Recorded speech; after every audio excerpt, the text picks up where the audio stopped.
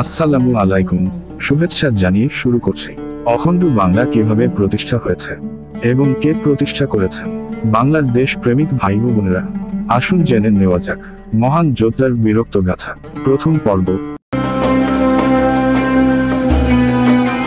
কে ছিলেন সুলতান ইলিয়াস শাহ? সুলতান শামসুদ্দিন ইলিয়াস শাহ বাঙ্গালা ছিলেন সার্বভৌম বাঙ্গালা সালতানাতের প্রতিষ্ঠাতা, যিনি উপেক্ষিত বাংলাকে পরিণত করেছিলেন শাহী বাংলায়।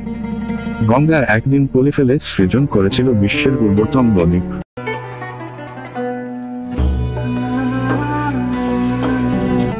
একজন সিস্তানি ব্যক্তি, যিনি সুদূর সিস্তান থেকে বাংলায় এসে উপেক্ষিত শোষিত মজলুম বাঙালির রাষ্ট্রশক্তির উত্থান ঘটিয়ে হয়ে উঠেছিলেন অখণ্ড বাংলার প্রথম সম্রাট। সুলতান আলাউদ্দিন খলজির নেতৃত্বে মঙ্গল আক্রমণ প্রতিহত করে হিন্দুস্তান দিল্লি সালতানাত পরিণত হয় মহাবিশ্ব শক্তিতে, যার বিস্তৃতি ঘটে বাংলা ব্যতীত প্রায় সমগ্র ভারতীয় উপমহাদেশব্যাপী। বাংলায় তখন বোলবানী বংশের স্বাধীন সুলতানদের রাজত্ব ছিল। সেই বিশাল দিল্লি সালতানাতের মহাপ্রতিপত্তির কার্যত পতন ঘটে সুলতান শামসুদ্দিন ইলিয়াস শাহের আক্রমণে, এবং এরপর দিল্লির প্রতিপত্তির চূড়ান্ত পতন ঘটে 1398 সালে আমির তাইমুরের আক্রমণের ফলে। এরপর মুঘল যুগের পূর্বাবধি দিল্লি আর কখনোই মাথা তুলে দাঁড়াতে পারেনি। শামসুদ্দিন ইলিয়াস শাহের আক্রমণ এবং সামরিক অভিযান এত তীব্র ছিল যে দিল্লির প্রায় 1/3 তিনি জয় করে নিয়েছিলেন।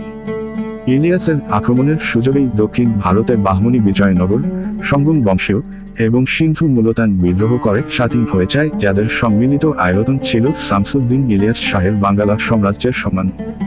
ইলিয়াস শাহ 1347 সালে হিন্দুস্তানের করদ রাজপুত রাজ্য গোরখপুর, 1348 সালে তৎকালীন বিশ্বের বৃহত্তম হিন্দু রাজ্য উড়িষ্যা বিজয় করেন এবং 1350 খ্রিস্টাব্দে ইলিয়াস শাহ সমগ্র নেপাল দখল করে নেন।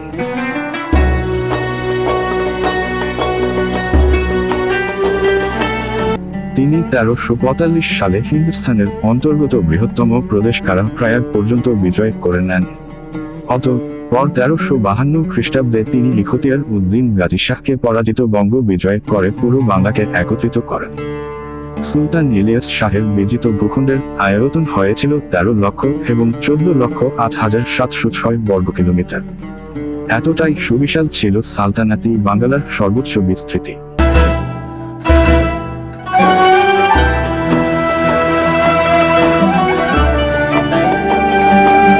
অন্যদিকে বিশাল হিন্দুস্তান তখন হয়ে পড়ে মাত্র 8 লক্ষ এবং 9 লক্ষ বর্গ কিলোমিটারের মাঝামাঝি।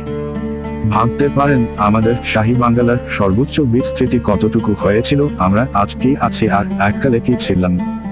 রিচার্ড ইটন ম্যাক্সওয়েল লিখেছেন, ইলিয়াসের শাহের এত বড় বড় গুরুত্বপূর্ণ নগর বিজয় ভারতীয় উপমহাদেশের প্রেক্ষাপটে ছিল বিশ্ববিজয়ের সমতুল্য। ইলিয়াস শাহ উপেক্ষিত বাংলাকে পরিণত করেছিলেন উপমহাদেশের পরাশক্তিতে। তার স্বাধীন সার্বভৌম সালতানাত প্রতিষ্ঠা নিতান্তই কোনো সাধারণ ক্ষমতার দখলের লড়াই ছিল না, এবং